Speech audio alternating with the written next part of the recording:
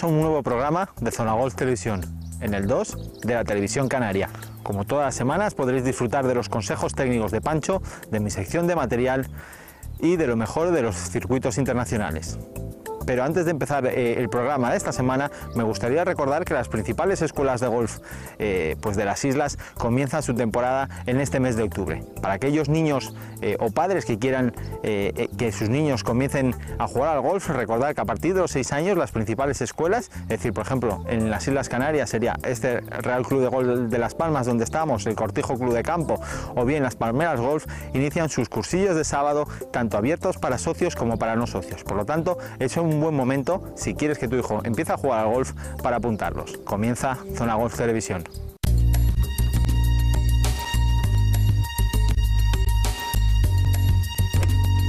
Hola, bueno, hoy vamos a ver una de las situaciones que me han pedido que explique un poquito en los correos que hemos recibido, y es cuando tenemos la bola pues un poquito fea cuando está en un RAF alto, ¿vale? Bueno, primero hay que decir que cuando estamos en estas situaciones hay que valorar mucho cómo está la posición de la bola. Si la bola es jugable o está demasiado hundida. Si está demasiado hundida, pues cogemos un sand o un hierro fácil, la tiramos a la calle y seguimos jugando. No intentar, si la bola está muy fastidiada o muy hundida, tirar una madera, un híbrido, porque va a ser complicado y lo que va a proporcionar es un mal golpe.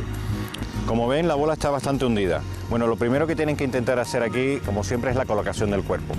Pero antes que eso, decirles que no intenten forzar, no intenten agacharse para golpear fuerte la bola. Intenten hacer un swing tan natural como puede ser cuando están en la calle, ¿de acuerdo? La posición del cuerpo tiene que ser la siguiente. Tenemos que ponernos con la bola un poco retrasada en el stance. ¿Para qué? Para que lo primero que contacte la cara del palo en el momento del impacto sea la bola.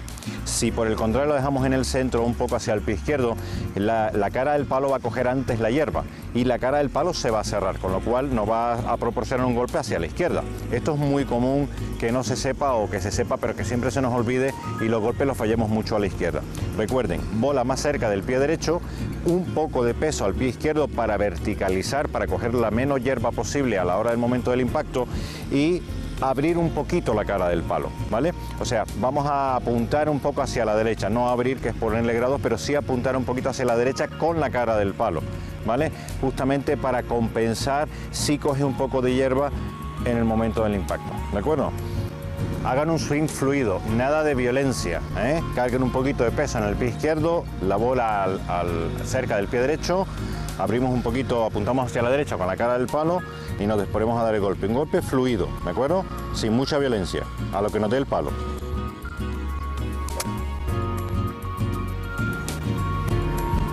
Bien, a pesar de que la bola la vieron que estaba hundida, yo he dado un golpe y como verán, muy poquito ha cogido de hierba, ¿vale? Esto es lo que yo me refiero que tienen que intentar hacer. Hagan un swing fluido, no vayan a dar el golpetazo porque así le van a pegar más fuerte, porque lo único que consiguen de esta forma es coger mucha hierba y no contactar la bola limpiamente, con lo cual la bola no saldrá bien, ¿de acuerdo? Espero que les haya gustado.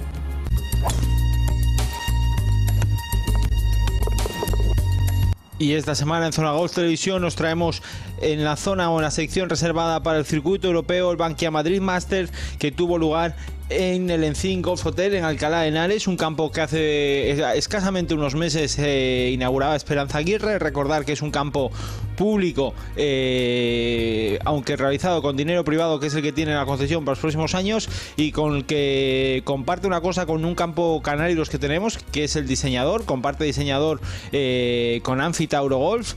Y es un campazo, es decir, es un jugador que sí que es verdad que tiene algunos greens muy movidos, pero es un campo en los que los jugadores se han divertido, y Pablo y jugadores que pues que no han estado presentes este año, pues ya han dicho que si el próximo año se vuelve a jugar en el Encín, estarán en la siguiente edición del Bankia Madrid Masters. Este jugador en concreto es Pablo Larrazábal, y un Bankia Madrid Masters que tenía jugadores importantes como eran los hermanos Molinari, como era Matteo Manassero y, como no, el número 1 del mundo, que venía a defender título, Luke Donald, un torneo que había ganado el año pasado y donde empezó su ascenso al número 1 y del que todavía sigue siendo el número 1 del mundo.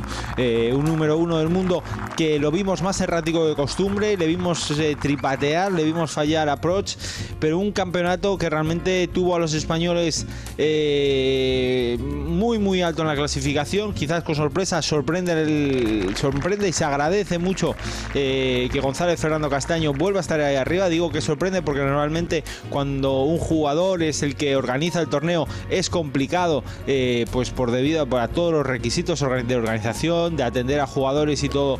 Es muy complicado que pueda hacer una buena jornada por todo el cansancio acumulado, y él lo consiguió, es decir, y finalmente Gonzalo Fernández Castaño acabaría en una 6ª posición. Pero sí que es verdad que yo creo que la mejor noticia pues es la presencia de Eduardo de la Riva en 3ª posición, que estuvo todo el fin de semana luchando. Quizás los últimos 9 hoyos del sábado fueron los que le causaron una mala pasada. Falló Patch que no debía haber fallado, y un Eduardo de la Riva que es íntimo amigo de Pablo Larrazábal y de Alex Larrazábal, que de hecho es quien le llevaba la bolsa en este Madrid Masters, y con este 3er puesto consiguió una plaza para el Masters de Portugal, que tiene lugar esta semana, donde él podrá jugar. Y en estas imágenes vemos a Lee Slattery, un jugador que nunca había ganado en el circuito europeo y un jugador que sufrió de lo lindo en el 18, llegaba al tee del 18 con una clara ventaja en el marcador. Es un hoyo 18 complicado, con agua a la derecha, muchos bancas como en todo el recorrido del Encín, y empezó a jugar conservador, jugó a calle muy cortito, jugó un hierro que se le fue a un bunker, se le quedó mal, sacó desde el bunker, se le fue al agua, y ahí la ventaja se le empezó a esfumar y finalmente ganaría este Madrid Masters con un golpe de ventaja. Pero como el mismo Slater reconocería, nunca le habían temblado tanto las manos en un green. Es decir, un Madrid Masters que recordemos que es un campeonato de los más pobres del circuito europeo, apenas llega al 1.000.000 de euros en premio, y eso hace pues que muchos jugadores vengan casi obligados por la relación que mantienen con Gonzalo Fernández Castaño, que es quien lo organiza, su empresa. Y aquí vemos unas imágenes según John Daly y otros jugadores. Esto le recordaba mucho a los campos de Arizona, por las montañas, por el colorido que Madrid tiene en estos momentos, y un campo donde se puede ver que el viento pues hace acto de presencia, y es un campo que se defiende, que no es fácil hacerlo mucho, que los greens son muy movidos, con plataformas muy barcadas, teniendo que botar la bola en el sitio correcto para no dejarte pads imposibles, y si no vas a sufrir mucho con el pad, ¿no? Es decir, unos greens con muchas caídas, con muchos pianos, y que se defienden enormemente, y al final pues el resultado final tras 4 días de juego fue un -15. Muchos jugadores que jugaron allí el TUI Tour Golf. El TUI Tour Golf es un campeonato de jugadores aficionados que se conocen o que nos conocemos a través de Twitter. Se había disputado ya una prueba en el Encín y no daban crédito a los grandes resultados que estaban cosechando estos jugadores, debido a que muchos de ellos consideran un campo muy complicado. Sí que es verdad que el campo en los últimos 5 o 6 meses ha madurado muchísimo. Es un campo completamente nuevo. La arena de los bunkers, que es quizás la principal queja, se ha ido afianzando, y eso hace pues que no se queden tantos huevos fritos como sucedía en un principio, pero un campo que que mantuvo un resultado estupendo. Y aquí vemos a Lee Slattery, campeón del Bankia Madrid Masters de 2011.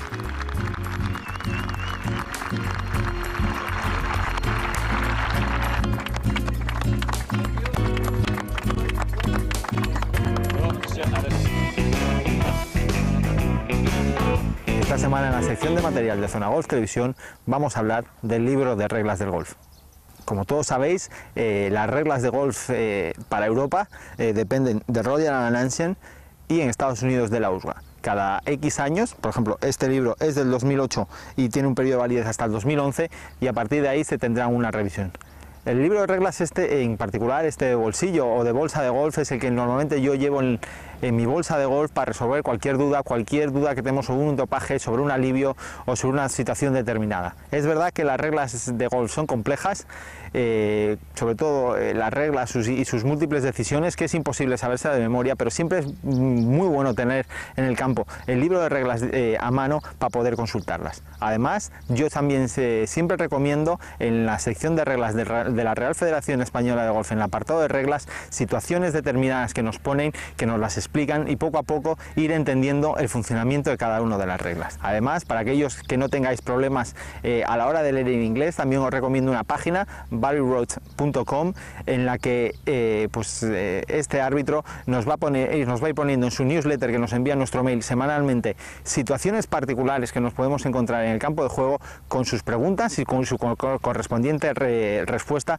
conforme a las reglas de golf. Por lo tanto, aunque las reglas son complejas, nosotros como golfistas tenemos que velar por ellas y cumplirlas correctamente, sobre todo porque un buen conocimiento de las reglas nos puede ayudar a salvarnos en varias situaciones, con un alivio o un buen dropaje. Es decir, por lo tanto, el conocimiento de las reglas es muy importante. Me llamo Francisco Moreno y soy jugador profesional y profesor de golf. Será mucho más fácil para nosotros controlar. Y al igual que en las otras ocasiones, vamos a intentar hacer un swing mucho más controlado y más tranquilo, porque es bastante complicado aguantar esta posición hasta que golpeemos a la bola.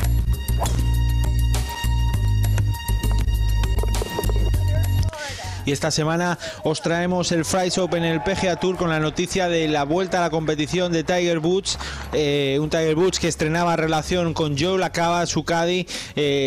Recordemos también que el antiguo caddy Dustin Johnson, y un Tiger Woods que nuevamente ha estado mejor que en otras ocasiones desde su reaparición, pero que no ha sido el Tiger, yo creo, ni mucho menos que nosotros nos esperábamos. Un Tiger Woods que falló golpes, falló pads, lo hemos visto algunos golpes fallones, pads fallados que no son realmente lo que nosotros nos podíamos imaginar, o lo que nosotros tenemos en mente de Tiger Woods. No obstante, luego Tiger Woods haría un fin de semana mejor que ese primer día, y un Tiger Woods que finalmente el domingo sería noticia por un tontolaba, un impresentable que le intentó lanzar un perrito caliente en el hoyo 7 y que finalmente fue arrestado. Es decir, es una pena que un deporte como el golf, donde los jugadores profesionales están tan cerca del público, nos veamos o tengamos que ver estas imágenes, que tarde o temprano causará que los jugadores están más alejados del público. Sin embargo, un Fry's Open que, recordemos, es la segunda prueba de la Fall Series, y donde nuevamente, sin el anterior fue Kevin Na, un jugador que nunca había ganado. Esta vez fue Bryce Molder, un jugador que llevaba 12 años en el circuito y que nunca había ganado. Es decir, lleva 348 salidas a un torneo oficial del PGA Tour sin haber conocido la victoria, y finalmente conseguiría imponerse. Pero recordemos, a quien no lo haya visto, que no ha sido para nada un torneo fácil. Molder empataría o metería un pat de 3,6, unos 3,6, 3 metros y medio, casi 4 metros en el hoyo 18 para ir al desempate. En este desempate jugaría con Brini Bird, otro jugador, y se irían hasta 6 hoyos de desempate. Es decir, un triunfo luchado, un triunfo que lo convierte en el desempate más largo de esta temporada, y que finalmente a Bryce Molder le daría en su primera victoria 900.000 euros para su cartera, y lo que es más importante para un jugador ascensor, o que normalmente consigue la tarjeta, o que la consigue por poco, es que ya tiene la tarjeta asegurada para este año y para 2 más, ¿no? Es decir, un gran premio para alguien que lleva 12 años en el circuito, que nunca perdió la ilusión, y salida tras salida nunca es tarde si la dicha es buena, y Bryce Molder logró conseguir su victoria más importante.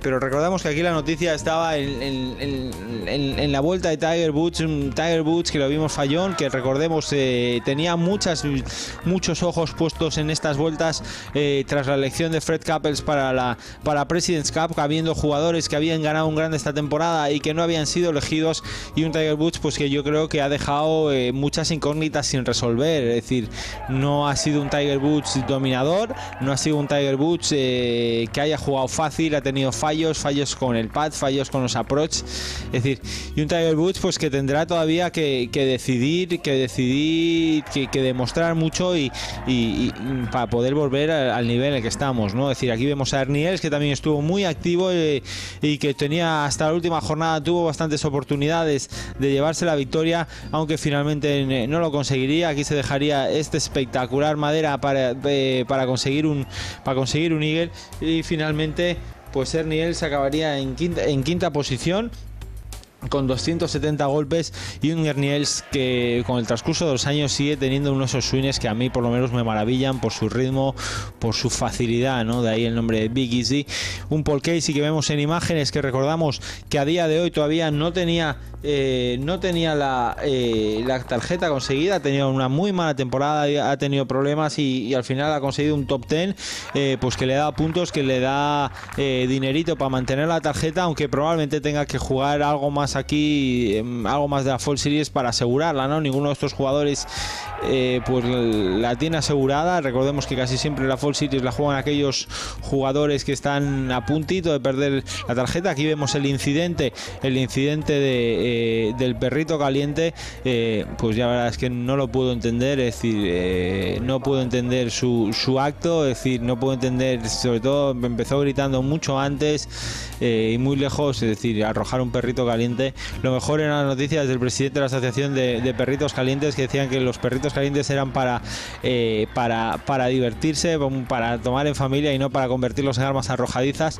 Pero en fin, eso fue la triste anécdota, y como siempre al final pues los actos absurdos de alguien acaban siendo noticia, y en cierto modo todos somos culpables de ello, ¿no?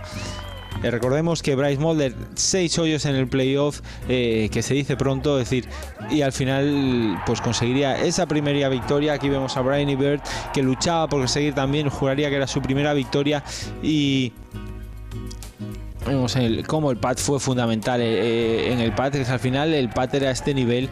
Todos estos jugadores son tan buenos de tee a green, que aunque fallen recuperan, están en green, y el pad al final es lo que va a permitir diferenciarse. Entonces por eso la importancia del pad, por eso la importancia que el belly putter va a tener. Y aquí vemos el pad que le daría la victoria a Bryce Mulder, campeón del Fry's Open 2011. El programa de esta semana ha llegado a su fin. Espero que os haya gustado, y ya sabéis, si queréis alguna sugerencia, algún tema, alguna duda en particular, siempre en Twitter en OvidioV. Muchas gracias y hasta la próxima semana.